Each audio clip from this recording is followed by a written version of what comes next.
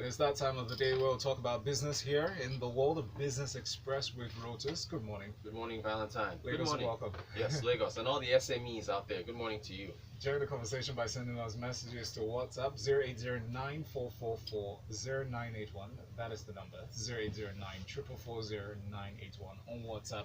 We're joined by Wede of Afrinvest. Wede, good morning. Good morning, Lagos. Good to have you in. Happy New Year. Likewise. Happy New Year. All right, so stock market, I think is what, 3-4 days in a row of gains. So it's marginal stock. It's marginal. Yesterday, 0.58%. With this market closed 30,137, 0.53 points. 11.2 trillion is where the market cap is at. Cement Company of Northern Nigeria was the top gainer, up by 10%. Air Service and Logistics PLC was the top loser. They were down by 9.5%. So we're still looking at things going on in the country. I've mentioned SMEs because that's Lagos. Join us in this conversation. So there's a good headline here. All right, Afrinvest and Syntaxis. I like that name. Which is a private equity firm. They've launched. You both have launched a 12 billion naira private equity fund. Tell us about this private equity fund. Who's going to benefit from the fund? What's this about?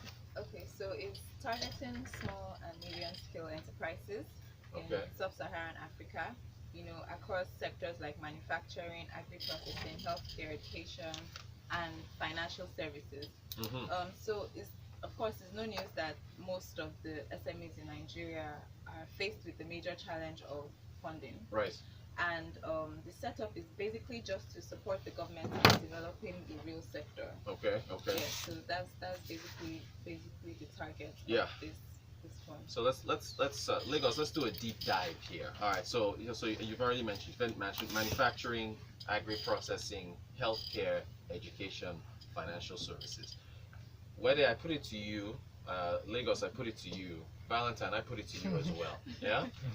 That if this fund or anyone else, and look, kudos to Afrinvest and Syntaxis for coming together to do this. But if these type of funds are going to be effective, for this fund there, I'm going to be outrageous here. I'm going to say that they should give just 12 SMEs 1 billion naira each, or 24 SMEs 500 million, or 36 SMEs 250 million. Like, they have to dole out. I'll go with the latter, bro. Yeah.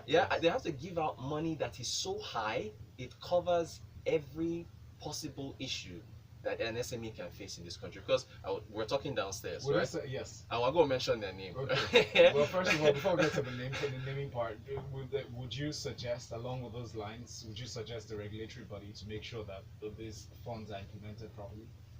No problem. There's already a regulatory body that ensures that everything promised when you're launching a fund, basically, you have documents to submit, regulatory bodies who definitely will see through that all the rules and regulations are followed. Okay. So basically, this SME fund cannot solve all the problems Say it again, sister. SMEs are facing in the country, but relative to borrowing money from the bank, right, you can get adequate funding from this SME at way low. I mean, lower details aren't public yet, but right. lower rates than what you can get from the bank, basically. And we all know that, of course, the cost of doing business in Nigeria is high, but there's always for SMEs to even be qualified to get adequate funding, the private equity investors will have to do their research on the company. So the company has to have about 3-year financial history that they can look at and see how the SMEs have been able to, go through the hurdles of doing business in the first place. But the irony is that, it's almost like a catch-22. If you need funding to do this, then which funding did you use to be in operation for 3 years to be able to produce your financials? But it's a requirement. How have you grown revenue?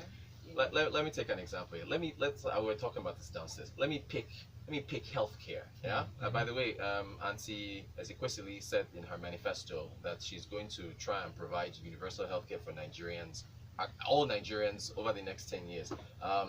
How she does that, the NHI, the health insurance scheme, it only has like a 4% penetration rate. So only 4% of our population is actually able to get any benefits. But something I found out.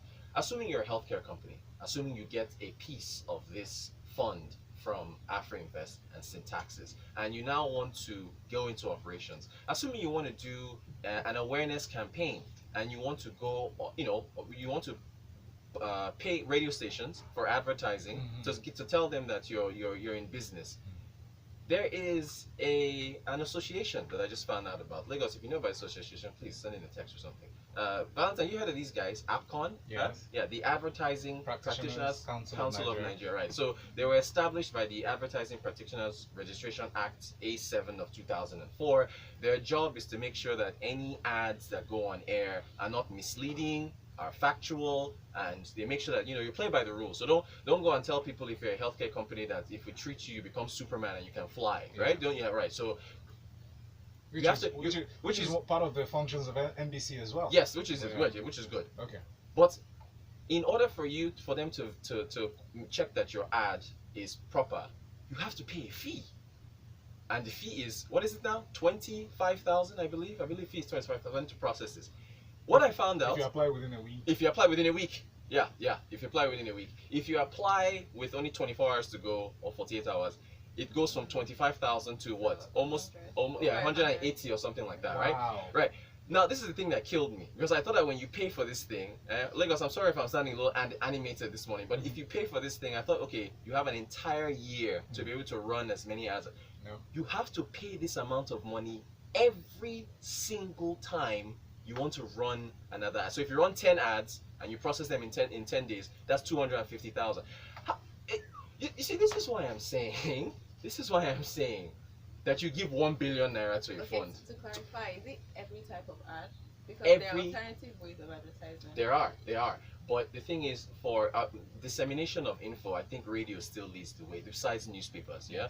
So regulators in this country really have to help businesses out, because it's not just the landscape where you're dealing with power, with overheads. You're dealing with different types of challenges, infrastructure challenges. The regulators that are supposed to be. You haven't even spoken. If you now decide to expand your business and establish a fiscal office, right, you would have to deal with people who come in with taxes. Right, the multiple taxation issues. Right. Exactly. So look.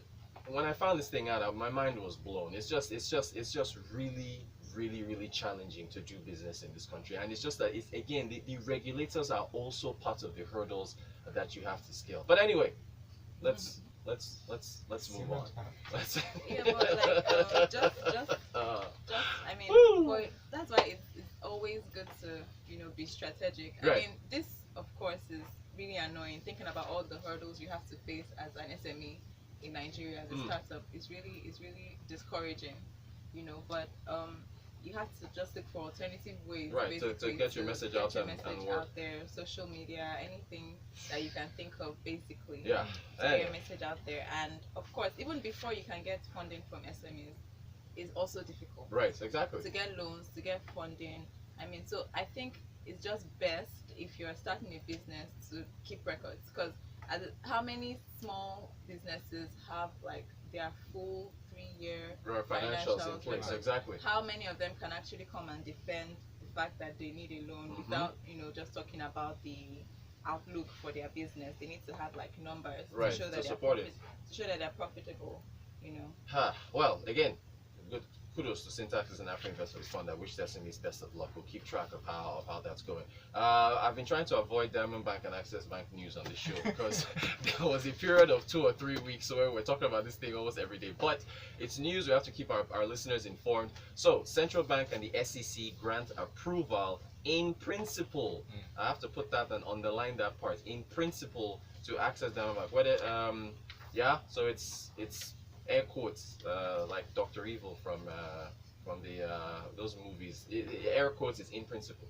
Yeah. So basically, the approval in principle AIP is before you get the final approval. Right. And to get the final approval, you must have held a shareholders meeting, which they are planning to hold sometime in February. Okay.